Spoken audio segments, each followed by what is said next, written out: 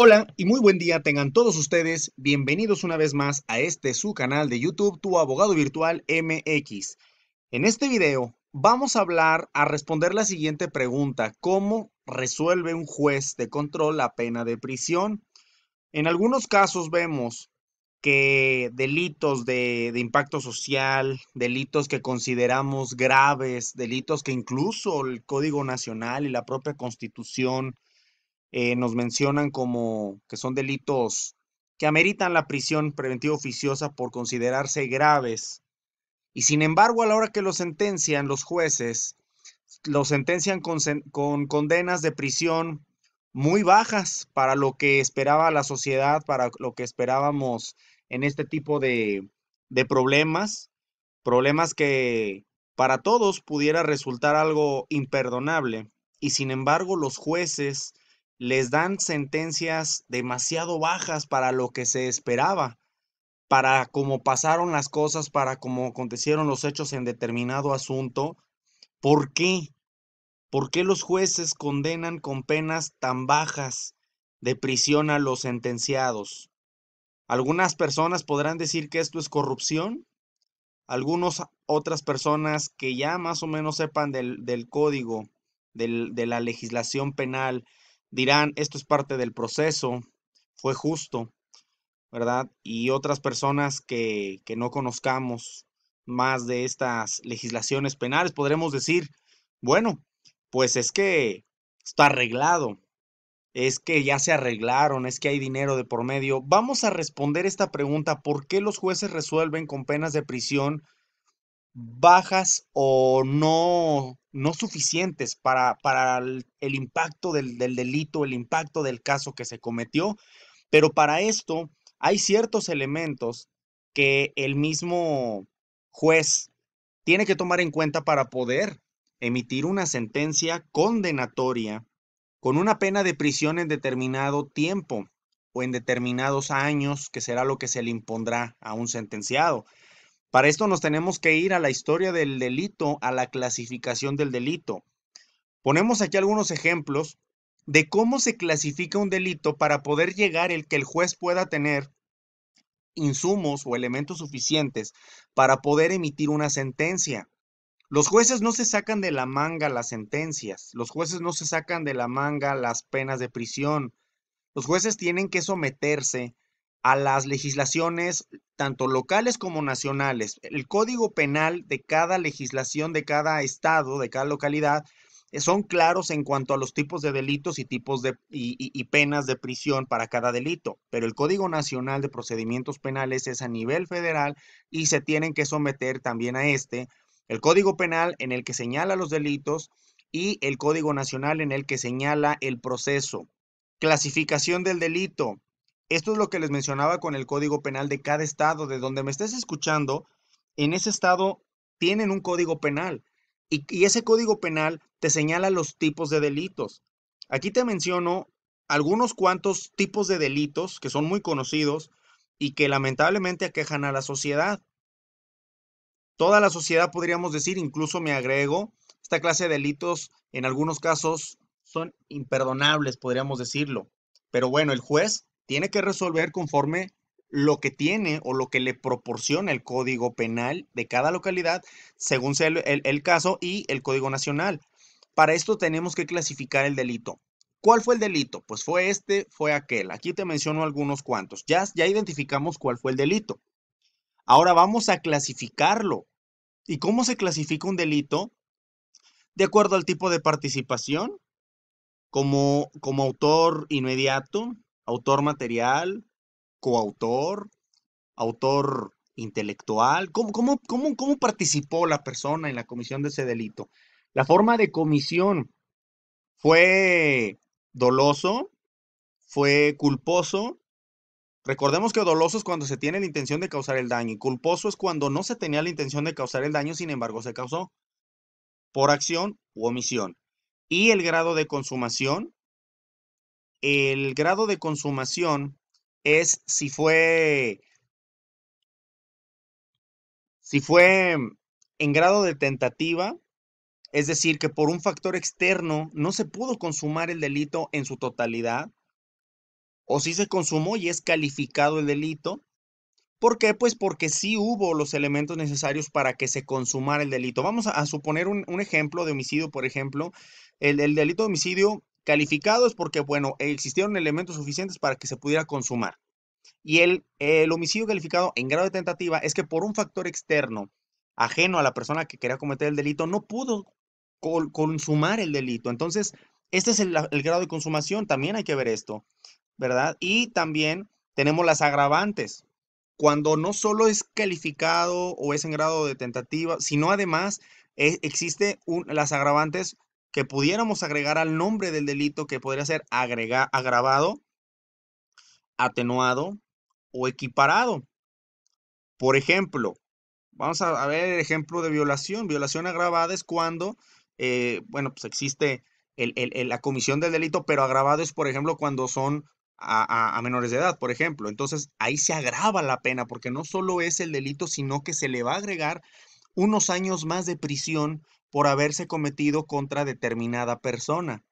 Atenuado es cuando existen, valga la redundancia, atenuantes en el mismo delito. Equiparado es cuando se comete el delito, no en la forma en que todos lo conocemos, en diferente forma, pero se comete. Entonces, ya tenemos el delito, ya tenemos la clasificación y si tiene algún agravante, o por ejemplo, un agravante podría ser de que se haya cometido por corporativos policíacos o por algún funcionario público. Entonces, es el delito, ya trae una pena de prisión. Es la clasificación del delito, ya trae otra pena de prisión más a la que ya tenemos del nombre del delito. Y trae un agravante, pues se le suma un poco más a la pena de prisión. Entonces, esto lo vamos sumando de a poco en poco hasta que nos alcance una cantidad determinada de años de prisión.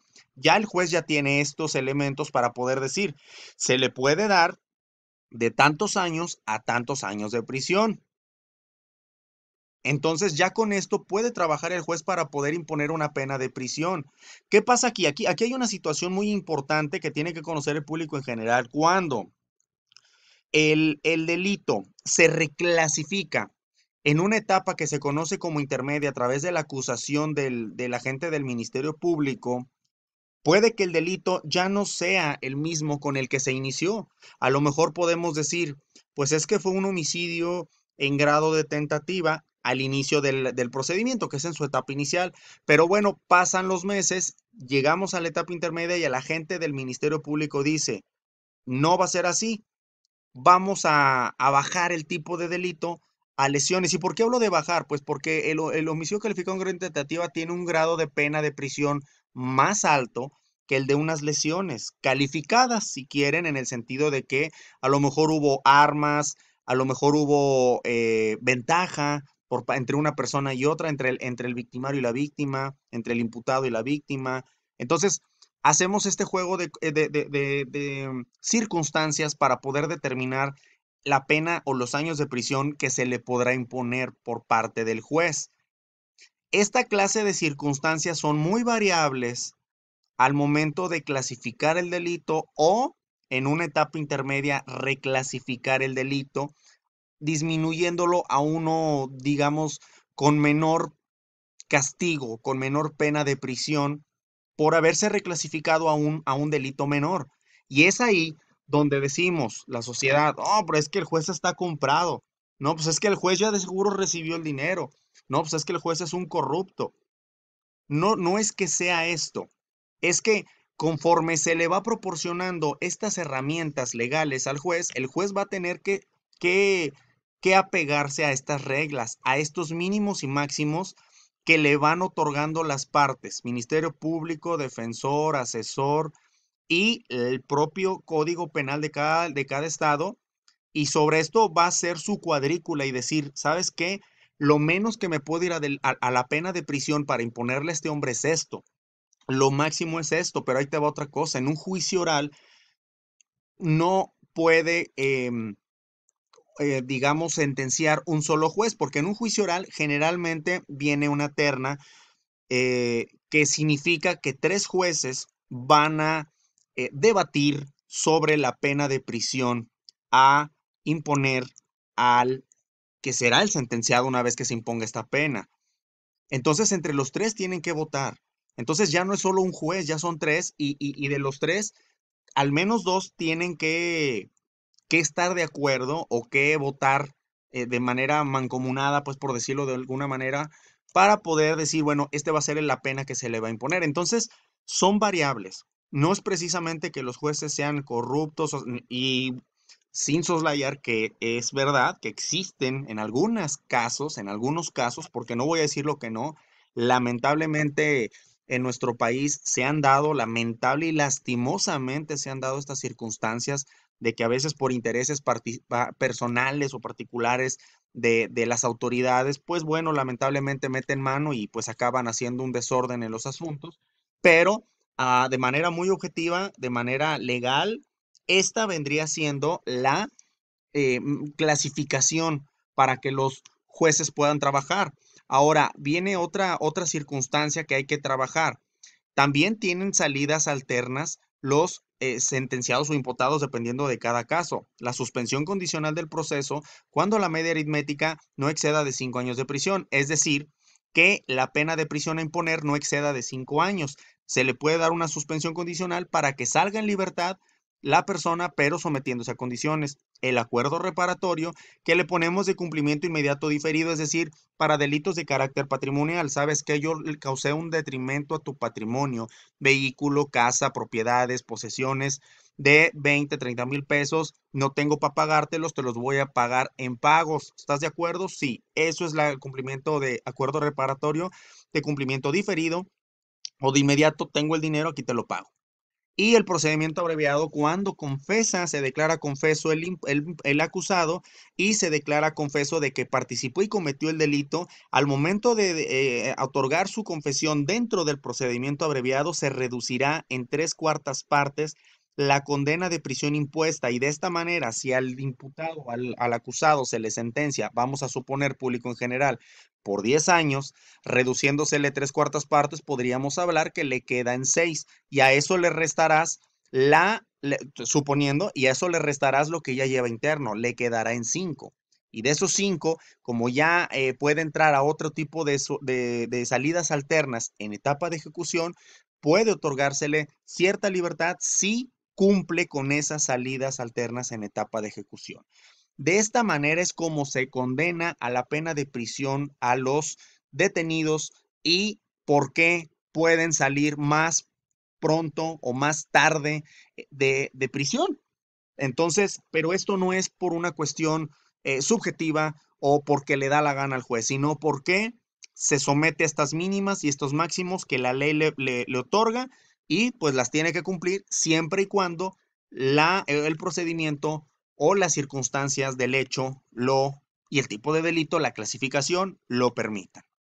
Si tienes dudas al respecto, por favor déjame un mensaje en la bandeja de comentarios de este video y con mucho gusto lo responderé a la mayor brevedad posible. Si te gustó este video, espero que te haya gustado y que te haya sido de utilidad. Y si te gustó este video, suscríbete a mi canal de YouTube, Tu Abogado Virtual MX, compártelo con todos tus conocidos en tus redes sociales y suscríbete a este canal que siempre es netamente educativo e informativo para todos ustedes. Espero les haya sido de mucha utilidad este video y nos vemos en la próxima. Saludos cordiales.